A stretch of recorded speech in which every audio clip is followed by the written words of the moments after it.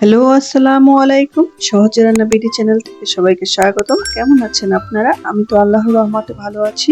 তো আজকে নতুন একটি রেসিপি নিয়ে আসলাম, দেশি মুরগির ঝোল। তো এখানে হচ্ছে আমি প্রথম কড়াই বসিয়ে তেল দিয়ে তারপর হচ্ছে পেঁয়াজ পরিমাণ মতো দিয়েছি। আর হচ্ছে আপনার একটু তেজপাতা, দারচিনি, এলাচ দিয়ে গরম মশলা দিয়ে আমি একটু নেড়ে চেড়ে এটা একটু মজিয়ে আসলে তারপর হচ্ছে আপনার আদা রসুন দিব আমি। আদা রসুন পরিমাণ মতো দিব আমি 2 টেবিল চামচ দিয়েছি এবং হচ্ছে আর অল্প একটু দিয়েছি। এটা হচ্ছে আমার একটা মুরগি এবং কিছু আলুর জন্য। তো এই যে আমি এখন এই আদা রসুনটা একটু পেঁয়াজের সাথে নেড়ে চেড়ে তারপর হচ্ছে পানি দিয়ে দিব।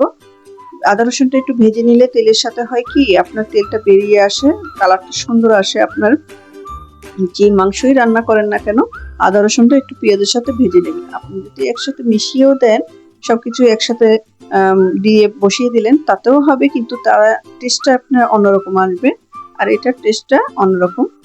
তো এই যে আমি এখন একটু পানি দিয়ে তারপর হচ্ছে পরিমাণ মতো মরিচ দিয়ে দিলাম। আমি প্রায় 2 টেবিল চামচ হচ্ছে মরিচ দিয়েছি আর হচ্ছে 1 টেবিলের চামচের বেশি হচ্ছে হলুদ দিয়েছি আর ধনিয়ার গুঁড়ো, জিরে গুঁড়ো এগুলো দিয়ে লবণ দিয়েছিলাম।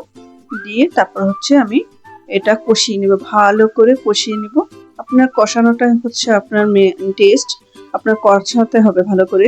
আমি এটা একটু নেড়েচেড়ে তারপর একটু কষিয়ে দেখাচ্ছি আপনাদের কিরকম কালারটা আসে। এই দেখেন কালারটা কত সুন্দর এসেছে, তেলটা বেরিয়ে এসেছে। এখন হচ্ছে আমি মুরগিটা প্রথমে দিয়ে দেব। মুরগিটা প্রথমে দিয়ে আমি একটু কষিয়ে নেব, তারপর হচ্ছে আলু দেব। আলুটা আমি দেশি মুরগি তো এটা একসাথে না দিলেও ভালো লাগে, কারণ হচ্ছে মুরগিটা একটু কষানোর সময় পায়। আর যদি এটা সোনালী মুরগি হতো তাহলে আলুর সাথে একসাথে দিয়ে কষিয়ে নিলেই হতো, কারণ সোনালী মুরগিটা সেদ্ধ হয় তাড়াতাড়ি আর দেশি মুরগিটা একটু সেদ্ধ হতে সময় লাগে, আপনারা সবাই জানেন। তো এটা 1 কেজির বেশি তো মুরগিটা, এর জন্য একটু কষিয়ে নিলাম আমি। দেখেন এটা হচ্ছে আমি কষাতে কষাতে তেলটা বেরিয়ে এসেছে। এখন হচ্ছে আমি আলুটা দিয়ে দেব। আলুটা দিয়ে তারপর আবারও কষাবো আমি। আপনার গরুর মাংস বলেন, মুরগির মাংস বলেন, আপনি যতটা কষাবেন ততটা সেদ্ধ হবে ভালো এবং আপনার টেস্টটাও ভালো আসবে। এই জন্য আমি কষাই সবসময়, আপনারা খেয়াল করে দেখবেন। সহজ রান্না বিডিতে রান্নাটা একটু অন্যরকমই হয়, কষানোর সময়টা আমাদের বরিশালে তরকারিটা একটু বেশি কষায় যাতে ফ্লেভারটা ভালো আসে। তো এই যে দেখেন আমি ভালো করে কষাচ্ছি, তারপরে আমি আবার দেখাবো যে কিভাবে তেলটা বেরিয়ে আসে। এই যে আমি এই কষানোর পরে আমি আরেকবার কষাবো, তারপর হচ্ছে আমি পানি দেব পরিমাণ মতো।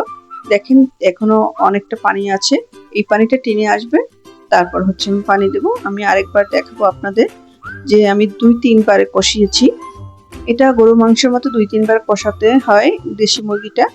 এই যে আমি আরেকবার কষাবো, এখনো দেখেন একটু পানি আছে, এই পানিটাও আমি কষিয়ে ভালো করে তারপরে হচ্ছে আমি পানি দিব। এইটা তৃতীয়বার কষানো হচ্ছে আমার। এই যে আমি নেড়ে ছেড়ে দিচ্ছি, আবার ঢেকে দিচ্ছি। এই পানিটা টেনে আসলে আমি আলুটা দিয়ে দেবো। দেখেন তেলটা বেরিয়ে এসেছে, এই কষানো হয়ে গেছে আমার, ফাইনাল কষানো। তারপর হচ্ছে আমি আলু এই ঝোল দিয়ে দেবো আমি। আলু তো সেদ্ধ হয়ে এসেছে, প্রায় 80% সেদ্ধ হয়েছে, এখন 20% বাকি আছে। পানিটা একটু বুলো করলে আমার সেদ্ধটা হয়ে যাবে 20%। তো এই যে জালটা হয়ে গেলে আমি দেখাবো আপনাদের, আপনারা আমাদের সঙ্গেই থাকুন। তো এই যে আমি এখন আবার ঢেকে দেবো, একটু নেড়ে চেড়ে পানিটা আমি হচ্ছে দেশি মুরগি তো একটু ঝোল রাখবো, এর জন্য পানিটা বেশি দিয়েছি। একটু পরে জাল হয়ে গেলে আমার পরিমাণ মতো একটু ঝোলটা রেখে দেবো, আপনাদের দেখাবো। তারপর হচ্ছে আমি একটু পরে আবার দেখাচ্ছি। এই যে আমার ঝোলটা আর একটু টানবে, তারপর আপনার ফাইনাল লুক দেখাবো। তো আমার রান্নাটা কেমন লেগেছে আপনাদের, যে যেখান থেকে দেখেন ভিডিওটা লাইক, কমেন্ট, শেয়ার করবেন এবং সাবস্ক্রাইব করে যাবেন। তো আপনাদের ফাইনাল লুকটা দেখাচ্ছি। এই দেখেন ফাইনাল লুকটা। তো আমার রান্নাটা কেমন হয়েছে কমেন্ট করবেন। ভালো থাকবেন, সুস্থ থাকবেন। আল্লাহ হাফেজ।